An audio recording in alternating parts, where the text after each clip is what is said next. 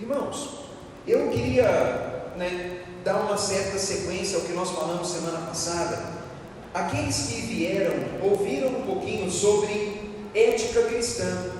Nós estamos estudando sobre cosmovisão, sobre a nossa interpretação da vida, a maneira como nós enxergamos o mundo.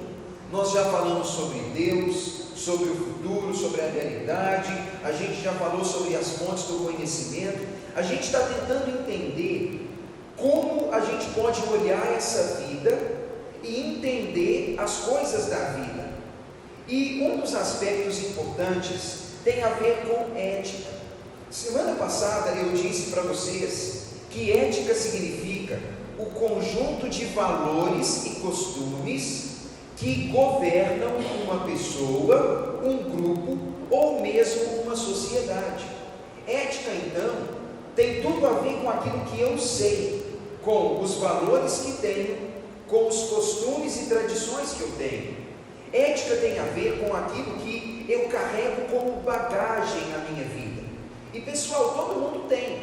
Provavelmente, os valores e padrões de ética podem variar de pessoa para pessoa. Coisas que eu considero éticas, que talvez alguém não considere como eu, e pode haver então uma variedade, uma diversidade. Mas ética tem a ver com esse conjunto de valores. Por outro lado, quando nós falamos de moral, moral tem a ver com a prática da ética, tem a ver com a maneira como nós praticamos, como nós exercemos no momento da necessidade aquilo que nós conhecemos. E esse é um fato. Irmãos, exemplos disso podem ser vistos o dia inteiro. Nós vivemos numa sociedade onde roubar é considerado antiético, mas muitas vezes quando o ser humano é colocado numa situação onde roubar é possível, ele costuma não agir de forma ética, ele age de forma imoral, não fazendo aquilo que deveria ser feito. E em outras áreas da vida, aquele conhecimento não é praticado. Eu quero, irmãos, dizer para vocês o seguinte: o cristão ele deve ser conhecido pela sua ética. Seria meio que chover molhado dizer que nós cristãos não precisaríamos nos preocupar com isso, porque nós precisamos nos preocupar com isso. Se a sociedade inteira precisa ser ética, imagine a gente. A gente deveria ser assim: o melhor homem, a melhor mulher, o melhor funcionário, o melhor cidadão, o melhor pagador de contas, o melhor aluno da escola, o melhor vizinho, sei lá, o melhor tudo. A gente deveria pensar assim: eu quero ser um modelo, eu queria ser alguém que se torna referência para as pessoas, alguém que não simplesmente vai fazer tudo assim, meia boca, como é muito costume nosso. Trabalha para o gasto, estuda para o gasto, cuida do corpo para o gasto, administra as finanças para o gasto, tem vida moral na sexualidade para o gasto, tudo assim, bem na média. Mas não era para ser assim, concordam, irmãos? Até porque a gente está o tempo todo olhando e procurando modelos para seguir. O tempo todo a gente está olhando assim: puxa vida, no meio de um mundo onde todo mundo é tão meia boca assim, medíocre, a gente fica admirado quando vê alguém que é acima da média. Aí sempre quando surge alguém acima da média em alguma coisa, a gente fica admirado, Quando surgem cidadãos acima da média, todo mundo fala: ah, mas brasileiro igual a Ayrton Senna não tinha, ah, mas jogador de futebol igual o Pelé não tinha, ah, mas fulano de tal assim não tinha. A gente sempre está olhando pessoas assim. Ou quando a gente acha um homem ou uma mulher de Deus que ensina para a gente fala: opa, aquele ali acima da média. A gente está procurando. Mas por que você não pode ser essa pessoa? Já parou para pensar? Por que eu não posso levantar da minha cama amanhã e dizer assim: olha, para com isso, eu vou ser o melhor que eu posso, e eu vou tentar ser uma influência positiva onde eu vivo. Não é que eu vou ser o santarrão, o perfeitão, o bonzão, o crentão, o cara que quer assim falar: pessoal, olha para mim. Não. Mas por que não levantar da cama amanhã e falar assim: eu vou viver de uma forma ética, moral, vou me esforçar para isso, para que quando alguém olhar para mim, ele possa falar assim: opa, ele não é perfeito, mas eu posso me espelhar nele, ou eu posso me espelhar nela. Irmãos, por que vocês não podem ser assim? Por que será que a gente tem que viver esse estilo de vida medíocre? Por que será que, sei lá, todo trabalhador tem que trabalhar com má vontade? Ou todo aluno tem que passar assim, com a nota em cima da risca, assim, passou ali? Por que será que a gente não pode esforçar mais? Por que não cuidar da saúde mais? Ou dedicar com a família mais? Ou ter mais tempo de qualidade? Nós precisamos ser conhecidos pelo nosso estilo de vida, irmãos. E me perdoe a honestidade de dizer que não é próprio do cristianismo esse padrão meia boca, sabe? Na régua da fé cristã, é como se Jesus tivesse dito assim: ó, meu filho, eu quero te falar o seguinte, ó, tem essa régua aqui onde você vai ser medido. Eu vou dar um risco lá em cima, você tem que chegar lá, tá bom? Não é que eu estou contente com 60%. Não é que eu estou, Deus fala assim, não, eu estou feliz que você seja regular. Não, eu falo, eu quero que você seja excelente, mas que você seja perfeito, perito. Ética tem a ver com isso, irmãos. E sabe, cada domingo que você vai à igreja, cada escola bíblica, cada aula, cada consulta, cada coisa que você faz, eu entendo que colabora para que você seja uma pessoa melhor. Porque nessa aula hoje, alguns valores vão ser colocados na sua mente. Eles podem ser úteis na sua vida lá fora, ou você pode simplesmente não usar nada disso, não colocar isso na sua lista de coisas que vão te ajudar a pensar, escolher, tomar cuidado. Quando você vai para a escola, você está ouvindo isso. Quando vai para a academia, quando passeia com a família, quando conversa com alguém, quando lê um bom livro, você está aprendendo coisas, e elas vão colaborar contigo, para que naquele momento específico, você possa usar aquilo que está na sua mente, no seu coração, e fazer uma escolha ética, uma escolha moral, que vai ser uma luz e um exemplo para as outras pessoas. Nosso Deus é um Deus ético. Semana passada eu li com vocês, não precisa abrir sua Bíblia lá, mas escutem isso que vou ler. O texto bíblico é muito interessante quando diz assim: será que existe algum povo nesse mundo que tenha um Deus tão próximo como o nosso Deus? Um Deus que é tão presente como o nosso, todas as vezes que chamamos por Ele? Será que existe algum povo nesse mundo que tenha uma lei tão justa como a lei que temos diante de nós? Olha essa palavra de Moisés, irmãos. Ele fala assim: o nosso Deus é tão chegado, o nosso Deus é tão presente, e a lei que esse Deus nos deu, ela é tão boa, tão justa, tão perfeita, que ninguém nesse mundo tem algo melhor do que nós temos. Perdoa, irmãos, o estilo de vida do budismo é excelente, a qualidade de vida, mas o estilo de vida deles não supera aquilo que Deus ensina. O zelo do islâmico muçulmano é exemplar, mas Deus nos ensina um zelo com sabedoria. Quando nós olhamos as leis que existem por aí, leis dos homens e padrões humanos, nada se compara com o que Deus ensina. E quando Moisés fala essa palavra, ele fala assim: meu irmão, é como se ele falasse para um irmão de pátria.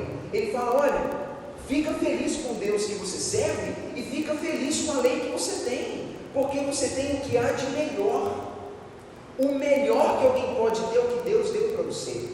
Aí eu li com vocês no Êxodo 21 alguns exemplos da lei de Deus, quando fala assim: o que agride pai e mãe morre, o ladrão morre, o sequestrador morre, aquele que tem um animal perigoso e não cuida dele, e esse animal fere alguém, esse homem morre, aquele que engana o próximo deve ser evitado e punido. Deus dá uma série de leis que são altamente severas. Vocês concordam comigo? Não concordam, irmãos? A lei de Deus, ela é severa.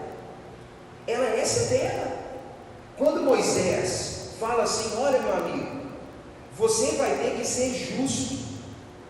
Se você defraudar alguém, você vai pagar por aquilo. Se você bater no carro de alguém, você vai pagar. Se você vê o animal de alguém solto na rua, você vai conduzir até a casa dele.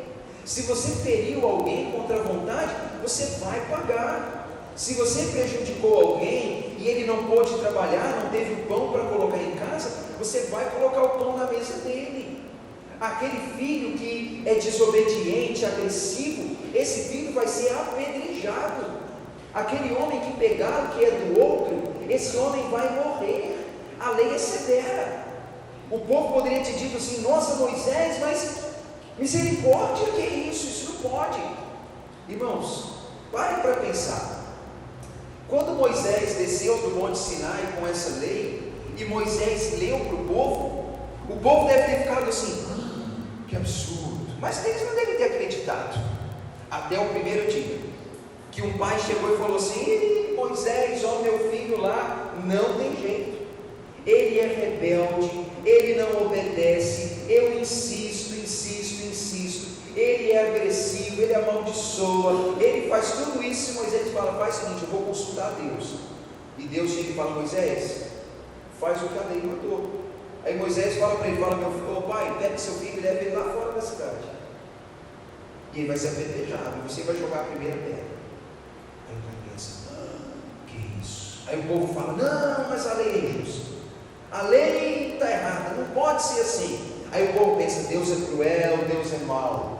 Irmãos, é o nosso mundo hoje. Para pensar. Liga um jornal na televisão e ouve falar de um criminoso que estuprou criancinhas e assassinava essas criancinhas. Você fica assim, irado, indignado. Você fala assim: mas eu queria pegar esse cara, que eu ia expor ele vivo, né? Não é isso que dá na gente? Aí passam uns dias, você vai lá, liga a sua televisão e eles fazem uma reportagem de como é a vida no corredor da morte, de como é triste a vida de alguém que só tem 1 hora de sol por semana. A vida deles naquela cela de 1 metro por 1 metro, como que eles não têm nada para fazer. Aí você vê aquilo, você fica assim, com a dó deles. Você fala: mas como pode? 1 hora eu quero matar esse homem, outra hora eu fico com pena e quero inocentá-lo. O problema do nosso mundo hoje, irmãos, é que nós somos muito inconstantes e instáveis. Às vezes a gente quer punir o errado, às vezes a gente quer inocentar o errado. Às vezes a justiça que condena alguém com severidade é a mesma justiça que manda embora alguém que merecia uma condenação. E esse erro, esse distúrbio da nossa mente até atrapalha a gente entender a lei de Deus. A lei de Deus ela é severa, mas ela é justa. A lei de Deus nunca prejudicou uma pessoa inocente. A lei de Deus, ela, quando Deus deu a Moisés, ela era ética, um padrão elevado de ética. E ela não era para condenar o inocente, ela não era para prejudicar alguém, era para mostrar o seguinte: Deus colocou a sua marca na régua de padrão, no padrão mais elevado, e todo homem vai saber disso. E o homem que não estiver disposto a aceitar aquele padrão, ele vai pagar um alto preço. Deus não é injusto, irmãos. Ele pode ser conhecido pela severidade, não pela injustiça. Aí alguém diz assim: pastor, tudo bem, eu já entendi então que a lei é severa, mas ela é justa, porque ela não pune o bom filho, ela não pune o trabalhador, ela não pune o homem fiel, aquele que tem uma atitude de servo, ela não pune essas pessoas, muito pelo contrário, irmãos. Lei nenhuma pune o cidadão de bem, não pune.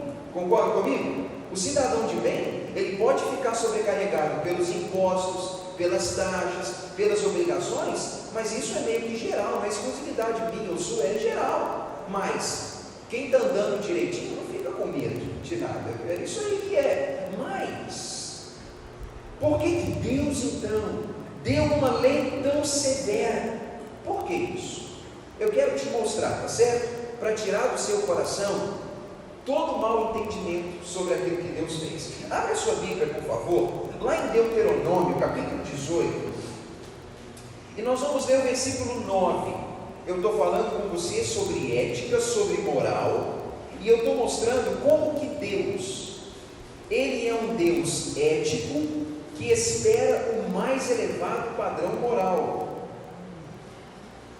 E eu estou mostrando isso no Antigo Testamento, e depois eu vou mostrar isso na perspectiva de João Batista e também na perspectiva do próprio Senhor Jesus, tá bom? A gente está olhando a ética do Antigo Testamento. Deuteronômio capítulo 18. Eu quero ler com você o versículo 9. Deuteronômio capítulo 18, o versículo 9. Olha como esse versículo explica o plano de Deus. Deus fala assim: quando vocês entrarem na terra que o Senhor teu Deus der a vocês, vocês não vão aprender a fazer as coisas abomináveis que aqueles povos fazem. Eu li em outras palavras. A palavra de Deus é essa: quando vocês entrarem na terra que Deus vai dar para vocês, vocês não vão aprender a fazer as coisas abomináveis que eles fazem. Esse versículo não está isolado, irmãos. Ele reflete a mentalidade de Deus ao longo de todo o Antigo Testamento. É como se Deus dissesse assim: meu filho, você vai para um lugar que é perigoso, mas você não vai aprender com eles. Irmãos, Deus sabe que nós somos seres de imitação. Deus sabe claramente que o homem, ele é facilmente induzido a imitar alguém, especialmente quando ele vê coisas que satisfazem aqueles seus desejos e cobiças, e ele então encontra naquilo que ele vê um encorajamento para fazer aquilo que ele quer fazer, mesmo sabendo que aquilo é errado. Quantas mulheres, quando deixaram o trabalho de casa e foram trabalhar em certas empresas, receberam más influências? Quantos homens eram homens assim, excepcionais, e foram trabalhar num determinado emprego e logo chegaram em casa com vícios, chegaram em casa com uma conduta moral reprovável? Quantos jovens que cresceram na igreja chegaram na faculdade e negaram até a existência de Deus?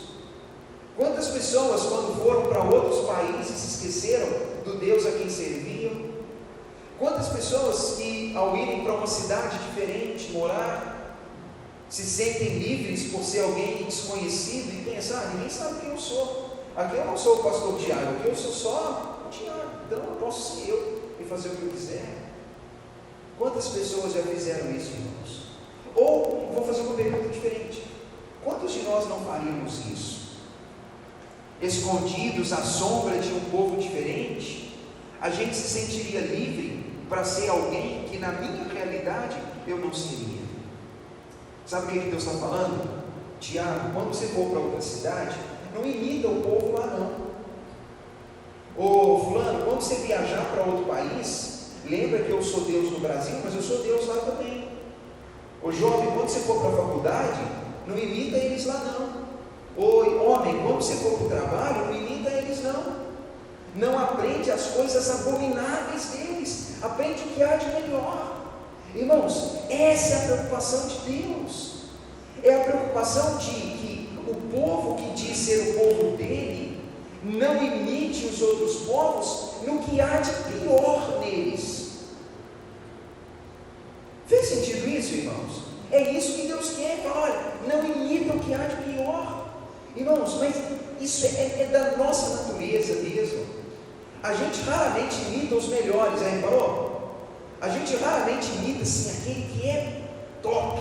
A gente quer imitar normalmente aquele que me incentiva a fazer aquilo que eu quero naquele momento. Aí a gente tem essa natureza, e Deus fala: não faz isso, não faz isso.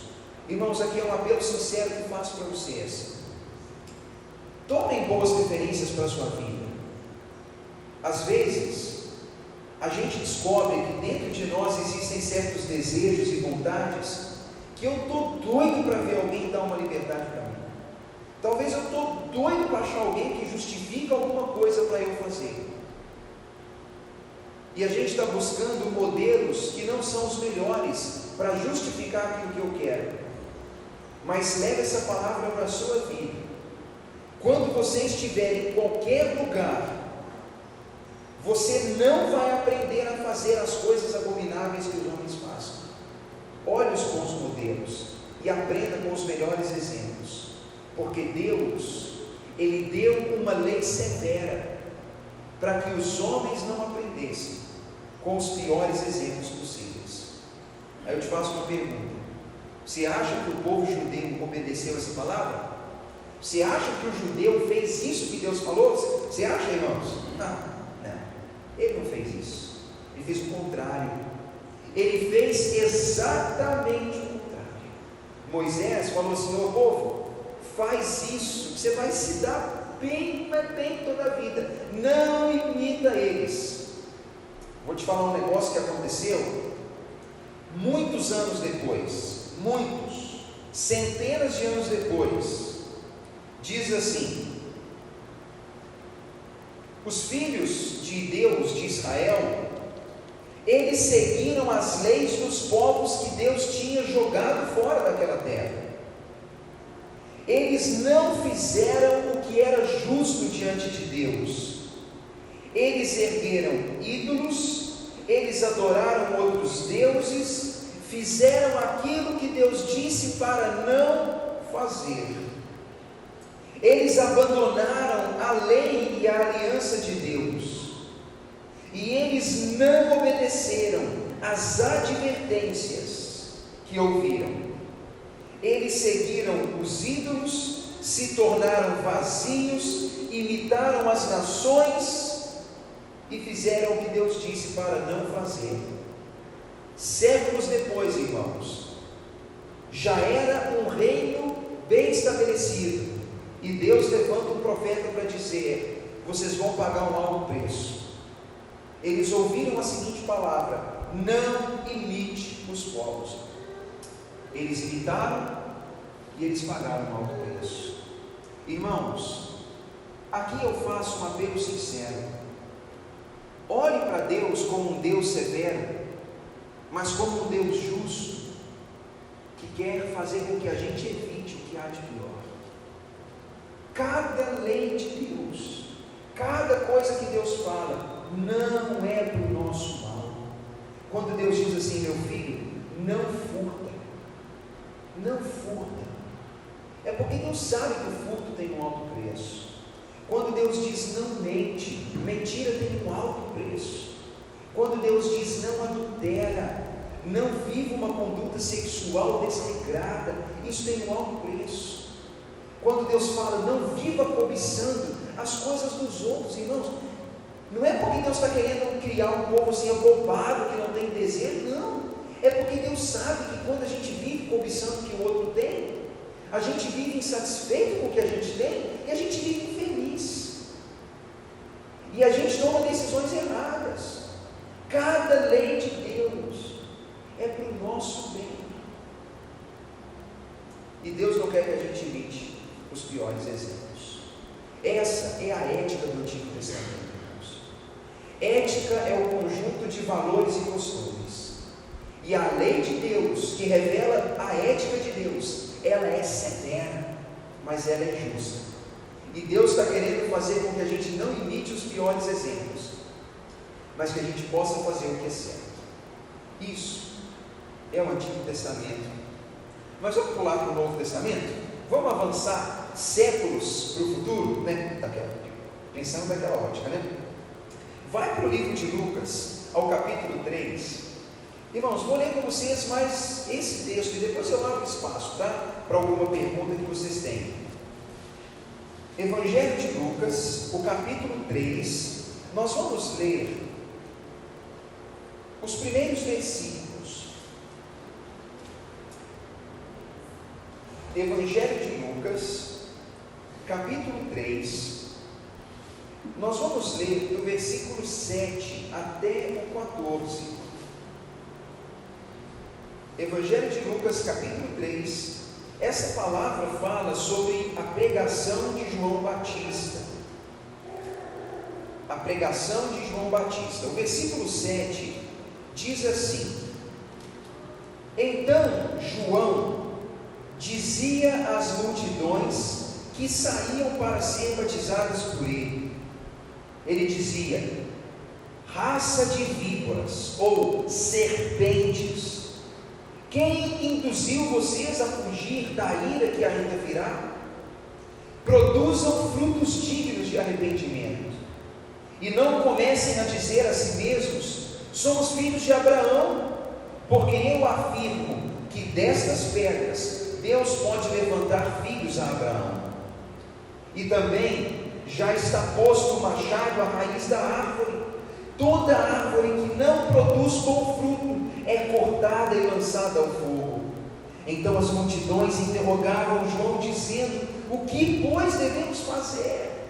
Então João dizia: quem tiver 2 túnicas, reparta com quem não tem. Quem tiver comida, faça o mesmo. Então os cobradores de impostos que iam ser batizados perguntavam: mestre, o que devemos fazer? João então dizia: não cobrem mais do que é o estipulado. E também soldados perguntavam: e nós o que faremos? João lhes dizia: a ninguém maltrateis, nem deis denúncia falsa, mas contentai-vos com o salário que tendes. Olha como é interessante, irmãos.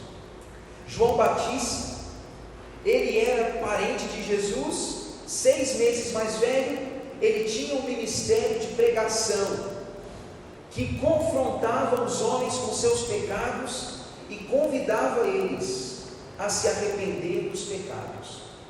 E João então, ele estava naquela região do Rio Jordão batizando os homens. E quando ele via que as multidões iam até ele, João dizia assim: olha, existem muitos falsos no meio de vocês. Existem homens que são como serpentes. Eles estão ali bem paradinhos, quietinhos, encoladinhos. Você fala: ó, está ali, bobo, aquele negócio. E quando você menos percebe, aquele bichinho indefeso te dá um bote, e ele te destrói, te agride e te fere. João disse: alguns aqui são famílias de víboras, são homens enganosos e perigosos. E ele disse assim: na hipocrisia de vocês acham que podem enganar Deus? Acham que podem fingir que são uma coisa que não são, e que Deus vai te aliviar a sua barra? Você acha mesmo? Ele fala: não, vai não. Ele fala assim: se vocês têm um coração arrependido de verdade, mostra isso pelo estilo de vida. Se você é realmente alguém que tem um coração temente e sensível, mostra isso pelas obras. Não mostra isso da boca para fora. Não mostra isso pelas lágrimas. Mostra isso pelas ações. Irmãos, João Batista era um homem bruto mesmo, está vendo? Ele fala assim: ô meu povo, vim aqui ser batizado, não significa nada se você não tiver uma vida que prova que você é alguém que tem arrependimento. Irmãos, aqui cabe um alerta. As lágrimas têm valor, a frequência na igreja tem valor, aconselhamento tem valor, fazer penitência tem valor, muita coisa tem valor. Mas onde há arrependimento de verdade, vai haver um esforço sincero para que o estilo de vida mostre arrependimento. Porque não adianta nada. Imagina, a gente agride a esposa todo dia e no fim do dia chora. De segunda a sexta, agride e chora, agride e chora, agride e chora. Aí você fala: me perdoa, pelo amor de Deus, eu estou muito triste. Aí amanhã vai lá e soca ela de novo, aí chora de novo. Você fala: peraí, ainda tem como dar? Uma mulher daria crédito para isso, irmãos? Não. O homem que é traído pela esposa, sei lá, muitas vezes ela trai, pede perdão e chora, aí trai de novo, pede perdão e chora e trai de novo. O homem vai falar assim: não, filha, vem para cá, está tudo bem. Ele fala: não, isso não é verdadeiro, é mentira. Irmãos, é isso que João está dizendo. Se você diz que que tem arrependimento, mostra isso pela atitude. E João diz: o machado, ele já está colocado na raiz da árvore. É como se ele dissesse assim: o juízo já está decretado. Não é que Deus está falando que um negócio vai acontecer e que talvez não aconteça, não. Se Deus fala que vai cortar a árvore, meu filho, ele já está com o machado na mão, e o negócio já está a caminho. Ele vai levar adiante o que ele disse. Se o homem não se arrepende, se ele não vive uma atitude arrependida, pode preparar, o juízo é certeiro. Você acha que essa palavra fez efeito, irmãos? Fez um efeito bruto. O povo que ouvia isso falava: mas e agora, João, o que eu vou fazer? Ele fala o seguinte: eu vou te ensinar como viver um estilo de vida justo, como viver um estilo de vida de alguém que tem um coração sensível e arrependido. Ele fala: você tem muitas roupas em casa? Divide com quem não tem. Comece assim. Porque se você está com o seu guarda-roupa cheio de roupas e vê seu vizinho passando frio, alguém que tem um coração arrependido, ele reparte. Ele fala assim: aquele que tem a despensa cheia de comida e vê alguém sem comida, ele reparte a comida. Ele fala assim: se você é cobrador de impostos, não cobra mais do que é justo, cobra o que é correto. Ele fala para os soldados: não façam mal aos homens, não aceitem denúncia falsa, e façam o seu trabalho agradecido pelo que você recebe. Esse é um estilo de vida saudável. Esse, irmãos, é um estilo de vida de alguém que tem arrependimento, de alguém que é ético e que tem uma vida com um elevado padrão moral. Eu queria dizer para vocês, irmãos, o seguinte: nós precisamos ter um estilo de vida ético. Ética tem a ver com valores e costumes. E Deus, no Antigo Testamento, usou Moisés para ensinar um estilo de vida exemplar e excelente. Deus usou João Batista para ensinar um estilo de vida excelente. E Jesus fez a mesma coisa. Mas a grande pergunta que sempre fica é: será que a gente está mesmo interessado nisso? Será mesmo, irmãos, que a gente está preocupado com esse negócio? Ou será que isso é um negócio que entra no ouvido, sai no outro, e a gente fala: não concordo com isso não, isso é exagero, essa lei aí já está ultrapassada, eu não acredito nisso não. Quero dizer para vocês o seguinte: Deus ensina como a gente pode ser o melhor que nós podíamos ser.